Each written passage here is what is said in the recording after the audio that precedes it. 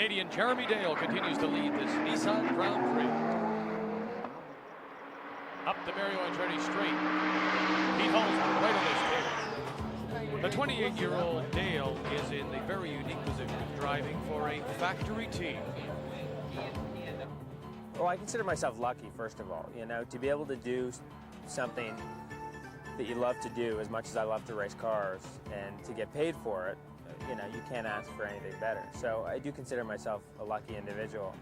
And there are very few Canadians in that position, but there should be more, because there are a lot of talented guys out there, and they just haven't had the opportunity. But it's a matter of being in the right place at the right time, and some of the right things happening, and one thing leads to another, and it just works out. They sure have, as Jeremy fulfills a lifelong dream. As far back as I can remember, it's all I wanted to do. I just wanted to race cars, and it's all I ever focused on. Yeah, I used to come here when I was quite young. I used to come to the Formula One races here. I used to stand up in the garage and hang over the fence and drill at the race cars and look at the drivers and all that. And so I've been coming here for years.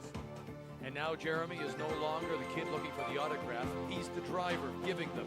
We wondered if it's turned out to be all that he imagined it to be. It's probably more serious than I thought it was when I was a kid. And there's more, like anything else, when you get into it, there's more to it than you think, that there is. So it opens my eyes every day. I learn something new every day. And at the age of 28, this racing veteran has some words for racing hopefuls.